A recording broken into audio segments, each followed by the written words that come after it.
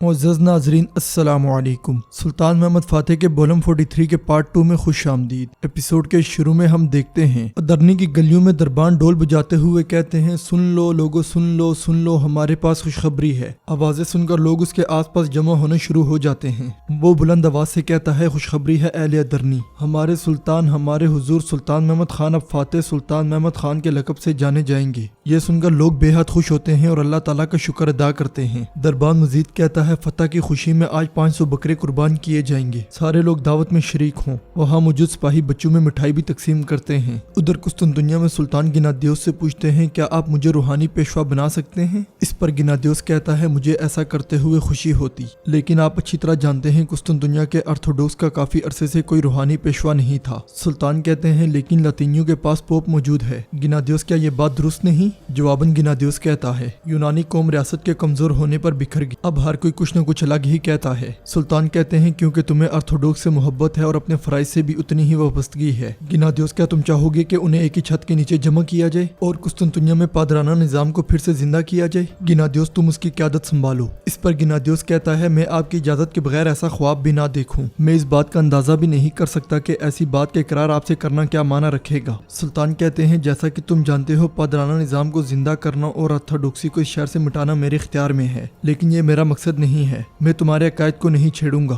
میں تمہارے پادری کو اجازت دیتا ہوں، میں تمہاری روایات اور خاندانوں میں مداخلت نہیں کرتا۔ میری خواہش ہے کہ تم اپنی ذمہ داریاں ایک پادری کے طور پر جاری رکھو۔ بطور ارتھوڈوکس کے پیشوا صرف قسطنطنیہ کے ہی نہیں بلکہ دنیا بھر کے ارتھوڈوکس کے پیشوا کے طور پر۔ اس پر گنادیوس کہتا ہے، بادشاہ قسطنطینوس میں اتنی ہمت نہیں تھی کہ وہ ایسا کچھ کر سکتا، وہ ہم سے ڈرتا تھا اور ہمیں دبانا چاہتا تھا۔ سلطان کہتے ہیں، جو اپنی طاقت پر بھروسہ نہیں کرتے وہ ہر چیز سے ڈرتے ہیں۔ ہر وہ روح جو دبا دی جائے ایک دن ضرور پھوٹتی ہے۔ جہاں عدل کی حکمرانی ہو وہاں دل سکون پاتے ہیں، اسی لیے ہم تمہارے محافظ ہوں گے، ہم تمہیں زبردستی اپنے دین میں داخل نہیں کریں گے۔ میں جو تم سے توقع کرتا ہوں وہ یہ ہے کہ نہ ہی اپنی قوم کے اندر اور نہ ہی باہر شر کو اجازت دو۔ پھر سلطان کاتب سے کہتے ہیں، میرا فرمان لکھ دو۔ حکم ملتے ہی کاتب فرمان لکھنے لگ جاتا ہے۔ دوسری طرف اسحاق فتح کی خوشخبری کا فرمان لکھ رہا ہوتا ہے، پھر اسے پڑھتے ہوئے کہتا ہے، یہ وہ ہے جو مملوکوں کی سرزمین کی طرف جائے گا، ہم جنہیں اللہ کی مدد حاصل ہوئی، مجاہدین اور غازیوں کے سلطان دین کے علمبردار ہیں۔ ہم نے جب زمین کے بڑے شہروں میں سے ایک میں یہ فتح حاصل کی، ہم نے دین مبین یعنی اسلام کی خدمت کی۔ روم اب سرزمین اسلام ہے۔ ہم چاہتے تھے کہ فتح کی یہ خوشخبری اللہ کے حکم سے اپنے دوستوں اور بھائیوں کے ساتھ بانٹیں۔ عظیم فتح کا جشن مناؤ اور دعا کرو، اور جان لو کہ یہ فتح اسلام کی عزت اور کفار کی شکست ہے۔ سارا فرمان پڑھتے ساتھ ہی اسحاق مہر اس پہ لگا دیتا ہے۔ سلطان کی مہر دیکھ کر فرمان رساں پوچھتا ہے، کیا ہمارے سلطان نے وقتی طور پر آپ کو مہر دی ہے میرے پاشا؟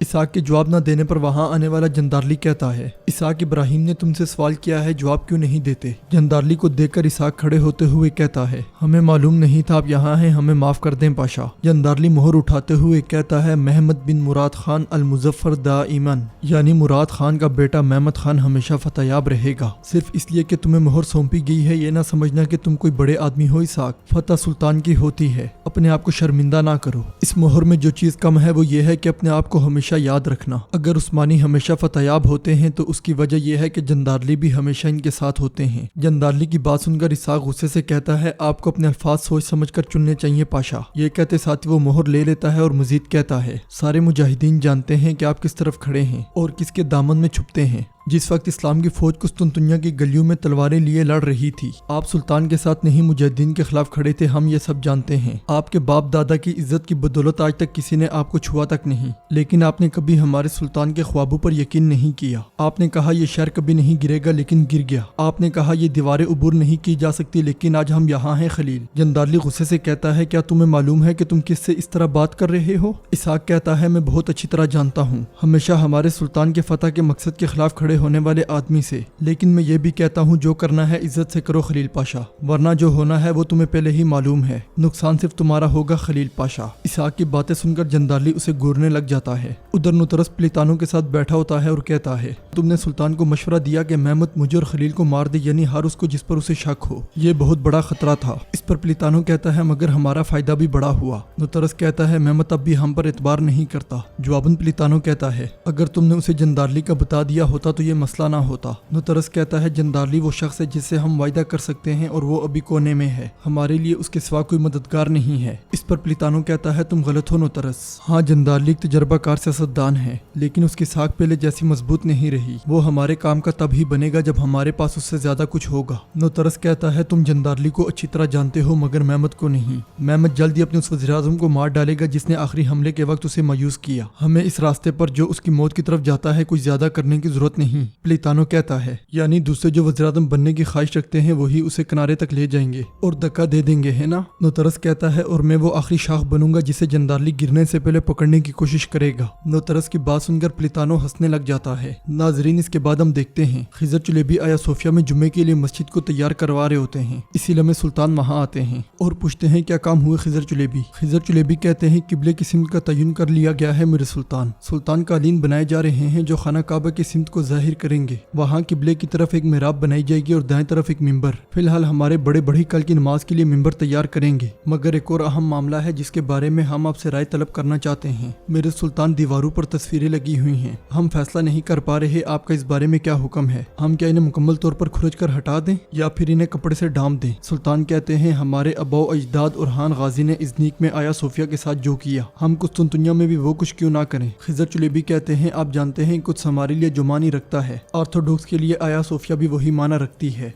अगर किसी दिन इसे इल्म के लिए खोलना पड़ा तो इसे सही तरीके से ढांपना जरूरी है। मामला हसास है मेरे सुल्तान। मेरे ख्याल में उलामा को जमा करके उनसे पूछना ज्यादा मुनासिब होगा, फिर उसके बाद ही कोई फैसला करें मेरे सुल्तान। सुल्तान कहते हैं फिर उन्हें जमा करो और जल्दी करो, मैं यहाँ जुम्मे की नमाज पढ़ना चाहता हूँ। फिर पूछते हैं शमसुद्दीन अफंदी कहाँ हैं। दूसरी तरफ शेख दरवेशों के साथ बैठे होते हैं और कहते हैं जिस चीज का मुझे डर है वो ये है कि अगर हम मजीद यहाँ रहेंगे तो तलवारों पर साया छा जाएगा। वो कहेंगे कि बेरामी और शमसी रियासत में दरअंदाजी की कोशिश कर रहे हैं। हम ऐसा नहीं चाहते, कभी नहीं। हम मदद लेने नहीं बल्कि खिदमत करने आए हैं। हम आज रात निकल रहे हैं, गुविनोक हमारा इंतजार कर रहा है। शेख की बात सुनकर सारे दरवेश उनके हाँ में हाँ मिलाते हैं। बाहर से मुल्ला गुरानी प्लितानो के साथ आगे बढ़ रहे होते हैं। वहाँ मदरसा बनाने के लिए कामकाज जारी होता है, जिसे देखकर प्लितानो पूछता है क्या यह जगह मदरसा बनाने के लिए काफी बड़ी नहीं है। मुल्ला गुरानी कहते हैं हमारे सुल्तान इसे न सिर्फ एक मदरसा बना रहे हैं बल्कि वो इसे उस्मानी आला इल्म का दिल बनाने के बारे में सोच रहे हैं। ये मदरसा पूरी दुनिया के तलबा को कबूल करेगा। यहाँ न सिर्फ तलबा आएंगे बल्कि मौलवी, इल्मी और मारूफ आलिम भी शामिल होंगे। इस पर प्लितानो कहता है बेहतरीन, बहुत खूब। सुल्तान अहमद एक बड़े इक़दाम की तैयारी कर रहे हैं। असातिज़ा का क्या होगा, क्या वो भी दूसरी रियासतों से आएंगे। मुल्ला गुरानी कहते हैं बिल्कुल, जो भी फारस, मगरिब, समरकंद या यूनानी सरजमीन से इल्म लेकर आएगा हमारे सुल्तान की इजाजत से उसे यहाँ जगह जरूर मिलेगी। हमारे सुल्तान ने आपको भी इसी वजह से यहाँ नहीं रखा गया। इस पर प्लितानो कहता है मैं उनका शुक्रगुजार हूँ। मुल्ला गुरानी आगे बढ़ते हैं तो वहाँ मदरसे के लिए रास्ता बनाने के लिए दरख्त काटने की मनसूबाबंदी की जा रही होती है, मगर मुल्ला गुरानी सख्ती के साथ दरख्त काटने से मना कर देते हैं और दूसरा रास्ता बनाने का हुक्म देते हैं। मुल्ला गुरानी का ये अमल देखकर प्लितानो भी मुस्कुराने लग जाता है। दूसरी तरफ से सुल्तान खिज़र चुलेबी के साथ आगे बढ़ते हुए कहते हैं हमने शहर को तबाह नहीं किया, हमने लोगों को बचाया, लेकिन हर तरफ वीरानी नजर आ रही है। बहुत से घर खाली पड़े हैं, ऐसा क्यों है खिज़र चुलेबी। खिज़र चुलेबी कहते हैं ज्यादातर लोग हमारे शहर को फतह करने से पहले ही छोड़कर चले गए मेरे सुल्तान। शहर में बहुत से घर खाली हो गए हैं सुल्तान। वो लोग जिनके पास असबाब थे वो कुस्तुनतुनिया की शान खोने से पहले ही इसे छोड़कर चले गए। बाकी गरीब लोग इसके लिए सब कुछ बेच चुके हैं। शहर मर रहा है मेरे सुल्तान। सुल्तान कहते हैं हमने इस शहर को बहुत मुश्किलों से फतह किया है, अगर ये मर रहा है तो हम इसे जिंदा करेंगे। मार्फत जिंदा करने के अंदर है। खिज़र चुलेबी कहते हैं आप ठीक कह रहे हैं सुल्तान, मगर हम ये कैसे करेंगे। इसी लम्हे बच्चे भागते भागते वहाँ से गुजरते हैं। उन्हें देखकर सुल्तान कहते हैं वो उसे पकड़ने का कह रहा है, दूसरा कह रहा है भागो भागो।